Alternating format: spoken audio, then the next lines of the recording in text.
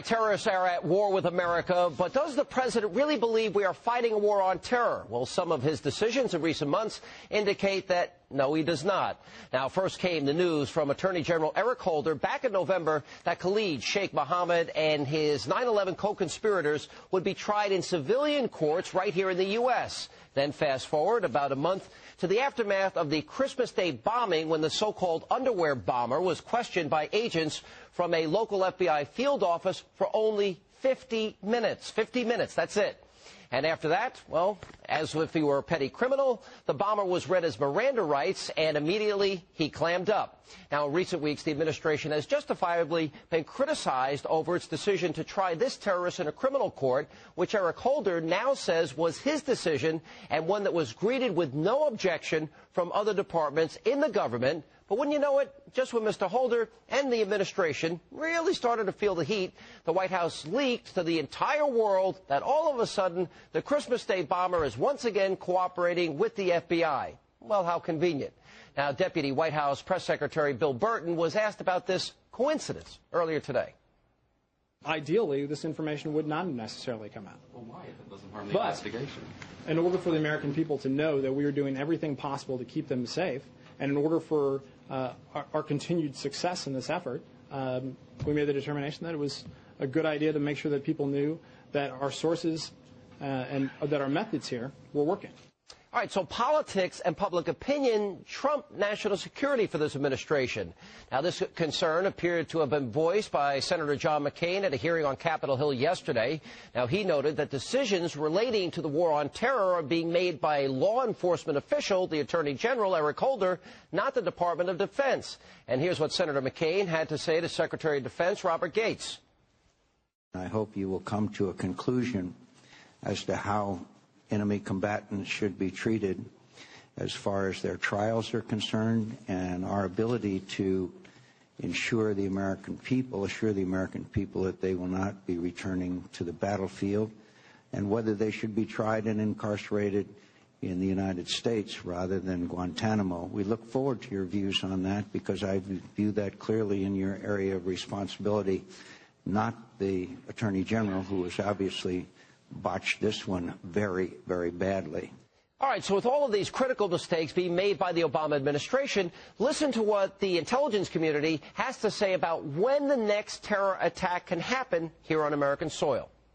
What is the likelihood of another terrorist attempted attack on the U.S. homeland in the next 3 to 6 months? High or low? Director Blair? An attempted attack, the priority is certain, I would say. Mr. Panetta? I would agree with that. Mr. Mueller? Agree. By July? All right, now here with reaction to all of this, our nationally syndicated radio talk show host, the host of the Jerry and Fred Show. Jerry Thompson and Fred Thompson are back with us. Why don't you put your wife's name in the name of the show? I don't get that. Well, you know, she's wondering why should she step down. I mean, she's holding out for CEO now. I mean, thanks to you. All right. Well, good to see you both. Thanks for being here. Good to see you, too. You know, first of all, what frightened me about, we only for 50 minutes interrogate the Christmas Day bomber. He says, more are coming, I trained with them, and then we allow him Miranda rights and allow him to clam up. I mean, what are we thinking here? Well, can we first talk about Bill Burton? Yeah. Bill Burton talked about the American people need to know sources and methods. No, actually, we don't need to know sources and methods. He's supposed to be protecting sources and methods. We had a lot of friends at the Department of Justice. Not one time did they ever give either a backgrounder or a deep backgrounder or a press conference on what it was they were doing, how they were doing it. Look at security operations here. I mean, do these people know what they're doing? Fred? You saw two things in that clip I don't think have ever happened before in this country, not to my knowledge anyway. Number one, our top intelligence officials saying an attack is certain, in their opinion, next 3 to 6 months. Yeah. And the other is what Jerry's talking about, and that is an ongoing discussion of the progress making and talking to a national security related suspect. We know more about what's going on with Farouk than we did about health care. I mean, we almost have a C-SPAN open-ended White House conversation last night with reporters, which we don't have about what's going on with Ben Nelson and health care. And I say God forbid, because I lost kids that I graduated high school with on 9/11. We all knew Barbara Olson.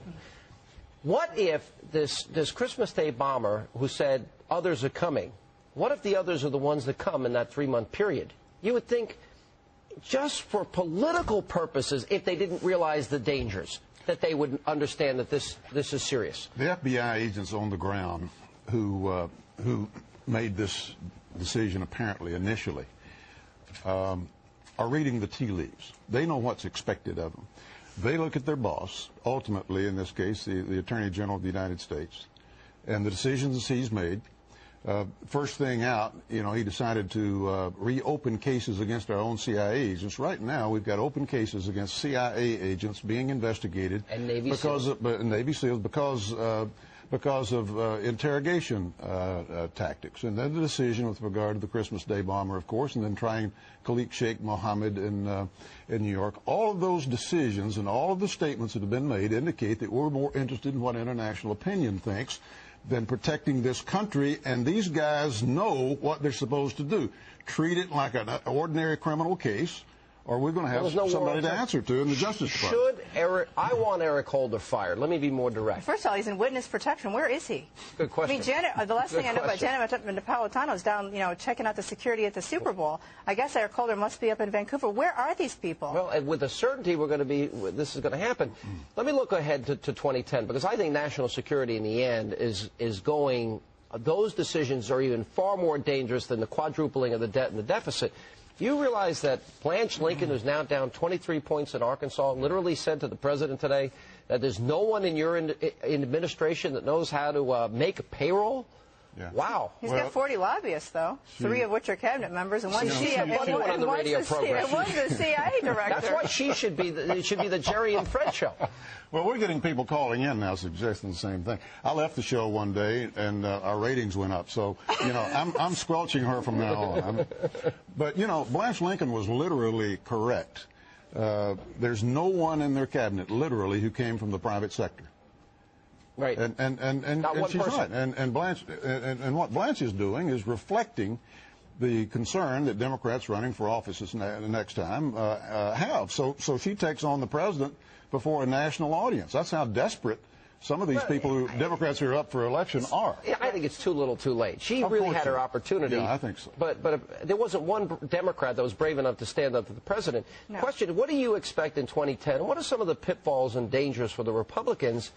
Never underestimate a Republican's ability to blow it. Sure. Well, look at Illinois. Look at Illinois. I think there's some, interesting things there. Now, one thing that's not being reported, I think, and it ought to be, is that the Republican turnout there was very heavy for Illinois. For Illinois, there was about, 7 million people came out. That's good for Illinois because there's not that many Republicans. But what we have to understand is that there's an anti-incumbency. I mean, there's a lot of polls out right now. John McLaughlin has a great poll on his website that's talking about the fact that most people who normally would have said, I like my guy, I just don't like your guy, throw the other bums out. For the first time in his history, John is saying that they want to throw their own guy out, Republican or Democrat. But isn't this mostly a backlash against, corruption, the buying of votes in Louisiana, the buying of votes in Nebraska, It's an uncertainty of people have no control over their lives anymore. They don't understand where they're going. I think it's a rejection of Obama more than anything else. No question about that. There's uncertainty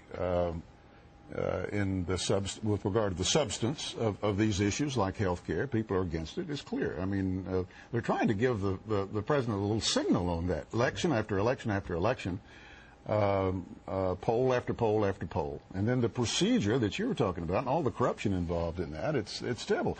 And yet the Democrats and the administration are doubling down. They're still talking about health care and rushing it through and trying to get it in, by a reconciliation process, which is a bastardization, really, of the normal process if they do that. Cram it down at all costs. And I was telling Jerry, I've heard of people digging their own grave. I've never heard aning digging a grave, jumping in it, and then trying to throw the dirt on themselves.